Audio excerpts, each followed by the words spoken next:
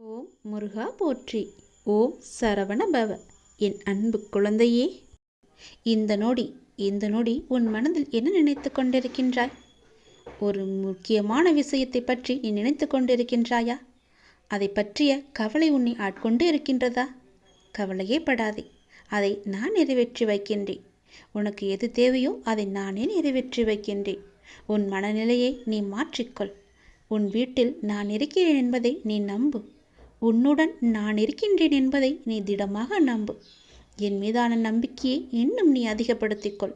இதோடு நீ நினைப்பது நிச்சயம் நடக்கும். அனைத்தையும் என்னிடம் சமர்ப்பித்துவிட்டு நீ மௌனமாக நிம்மதியாக இரு. நிதானமாக இருக்க கற்றுக்கொள். உன் வேண்டுதலை நான் நிறைவேற்றி காமிக்கின்றேன். ஏனென்றால் உனக்கான நல்ல நேரம் துவங்கிவிட்டது. இனி உன் வாழ்வில் சந்தோஷம் மட்டுமே இருக்கப் போகின்றது. உன்னுடைய வாழ்க்கையானது ஒளிமயமாக மாறப்போகின்றது. நீ என்னிடம் கேட்டது கிடைக்கும் நேரம் இது. நீ என்னை பற்றி நினைத்து கொண்டிருக்கும் வேளையில் நீ நினைத்ததை நான் நிறைவேற்றி தரப்போகிறேன். இந்த அப்பா உனக்கு ஆசி வழங்கப் போகிறேன். நீ எதிர்பார்த்தது போலவே விரைவாகவே ஒரு நல்ல செய்தி உன்னை தேடி வரப்போகிறது. நீ இழந்ததையெல்லாம் மீண்டும் பெறப்போகின்றாய். எதற்கும் நீ கலங்க வேண்டிய அவசியம் இனி இருக்கவே இருக்காது.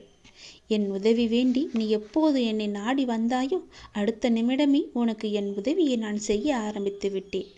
நம்முடைய கர்மாவை நாம் தான் உருவாக்குகிறோம். அதை நீ முதலில் புரிந்து கொள். அதாவது நம்முடைய எண்ணங்களால், நாம் பேசுகின்ற சொற்களால், நாம் செய்கின்ற செயல்களால். அதனால் எப்போதுமே நிதானத்தை மட்டும் நீ கடைபிடித்து வா. பேசும்போது நிதானமாக பேசு. பேசும்போது ஒரு முறைக்கு பல முறை யோசித்த பிறகு பேசு. நீ செய்கின்ற செயல்கள் இது சரியா தவறா நல்லதா கெட்டதா என ஆராய்ந்து பார். அதற்கு பிறகே அதை செயல்பட நீ முயற்சி செய். நீ எப்பொழுதும் ஆனந்தமாகவே இருப்பாய். அற்புதங்களை நீ பெற்றுக்கொண்டே இருப்பாய்.